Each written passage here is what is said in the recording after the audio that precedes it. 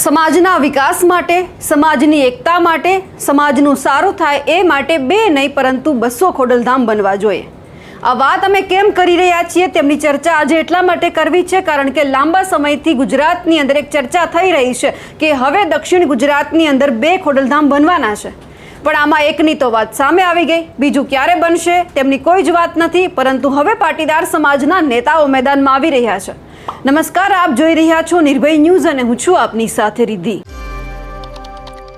ગુજરાતની અંદર અત્યારે એક મુદ્દો એ ચર્ચામાં છે કે સુરતની અંદર જે અંત્રોલી વિસ્તાર છે ત્યાં નરેશ પટેલ અને તેમની જે કમિટી છે એમના દ્વારા એક ખોડલધામ બનાવવા માટે આખી ટીમ છે તે જઈ રહી છે, જમીન પણ લઈ લીધી છે, સામે ચર્ચા પણ એ થઈ કે ખોડલધામ છે હજુ એક બનવાનું છે અને એ પણ સુરતની અંદર, અને એ છે મુકેશ પટેલ, એમના દ્વારા બનાવવામાં આવનાર છે। મુકેશ પટેલ ઉદ્યોગપતિ છે, એક ફાર્મ હાઉસમાં ક્યાંક થોડાક ઉદ્યોગપતિઓ સાથે એમની બેઠક થઈ હતી, ખાલી માત્ર વિચારણા કરવામાં આવી હતી કે આપણે સુરતમાં એક ખોડલધામ બનાવીએ, પણ હવે આ બાબતે એક ચર્ચા એ પણ થઈ રહી છે કે હવે અલગ અલગ જે પાટીદાર સમાજના આગેવાનો છે તે મેદાનમાં આવી રહ્યા છે, અને આમાંથી જ એક પાટીદાર સમાજના આગેવાન છે વિજય માંગુકિયા, તે પણ મેદાનમાં આવ્યા છે અને વાત કરી છે કે જો સમાજનું ઉત્થાન થતું હોય, સમાજનું સારું થતું હોય તો બે નહીં પરંતુ 200 ખોડલધામ બનાવો, પણ માત્ર અહીંયા તમામ લોકોનો વિચાર એક જ હોવો જોઈએ અને એ છે કે સમાજનો વિકાસ, સારું શિક્ષણ અને એકતાને પ્રાથમિકતા આપવી જોઈએ।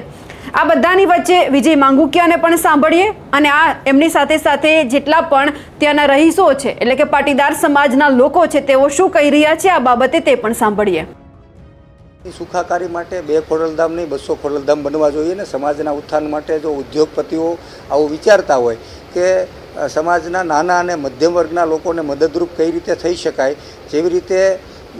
ભૂતકાળમાં આજથી 40-50 વર્ષ પહેલાં કે 100 વર્ષ પહેલાં જે ગામડાઓની અંદર નિશાળોના નિર્માણો થયા છે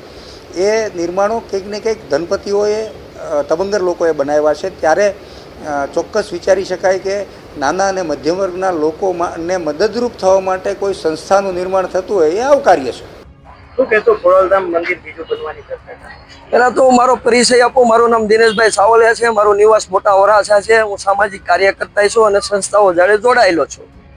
તો ખોડલધામ મંદિર બને એમાં કોઈને કંઈ વાંધો નહીં, મંદિર તો ઘણા છે, ઘરે જ માતાજી છે જ આપણે બધાના ઘરે, કુળદેવી હોય, કોઈને બ્રહ્મા માતા હોય, કોઈને કાળક્યા માતા હોય, કોઈ મેલડી માને માનતા હોય, કોઈ સામુડા માને માનતા હોય, તો આ ખોડલધામ અને જય ઉમા ખોડલ હવે આમાં બને એનો કોઈને કાંઈ વાંધો ન હોય, પણ આ જે રાજકીય રોટલા શેકવાના હોય કે કોઈને અપ કરવો હોય, બરાબર છે, કોઈને ડાઉન કરવો હોય તો ઇલેક્શન પહેલાં બધું આ સાલું મેટર બની જ જતી હોય। હવે આ કુંડળી ચાલુ થઈ છે 2027 કે કોને શું કરવું, પણ જે પડદા પાછળના ખેલાડી છે, જે પાટીદાર સમાજની 2 મગની ફાડ કરવા માંગતા હોય, કોઈ એવા લેભાગુ લોકો હોય, હવે કોઈ ઉદ્યોગપતિ હોય કે સામાજિક અગ્રણી હોય, એને કંઈ બહુ સમાજારે લેના દેના હોતા નથી, એ રાજકીય લોકો હારે જોડાયેલા હોય અને આ બધા એના મોરા હોય, બરાબર। મારી દ્રષ્ટિએ હું કહું છું, હું તો જોતો આવું છું, કેમ કે ચૂંટણી ટાણે કોની કઈ સમાજની તાકાત ઘટાડવી એ આવા આગેવાનોને પકડી લે નેતાઓ અને પછી ડાઉન કરે, અને આ બધાની દુખતી નસ હોય જ ઉપર લેવલે, એટલે આ બધા મોરા છે, આ કઠપુતળીના ખેલ હાલે છે, આ અમે જોતા આવ્યા છે વર્ષોથી, પણ જે છે તે સમાજ સર્વોપરી છે। પશ્ચિમ બંગાળનું રિઝલ્ટ જોઈ લીધું, અહીં ગુજરાતનું જોઈ લીધું, સંગઠન, મતદાતા, કાર્યકરોએ કઈ રીતે આ બધું જીતાવ્યું, એમ હતું કે વરાછા જાહે પાછી વરાછાની તાકાત ઊભી થઈ છે। હવે આ તાકાત તોડવા માટે કોઈ એનો કઈ પેતરા હાલતા હોય, પણ ખોડલધામ જે છે ઉપરથી જેવું સંસ્થાઓ છે કે ભાઈ નરેશભાઈની સંસ્થા છે, ગગજી કાકાની સંસ્થા છે વગેરે, કોઈ પણ એ વડીલોએ જે સ્થાપના કરી છે એની હારે યંગ જનરેશન જોડાઈ જાય, એટલે એ લોકો કહે ને કે તમારે જે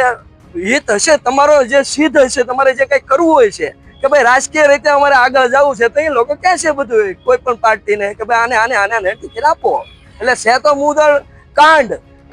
છે ને, કાંડ એમાં નેતા ન બનાય, કરમથી નેતા બનાય। તમે આ કાંડ ચાલુ કર્યો છે ને પોતપોતાના સમાજ ઉપર હમણાં બધા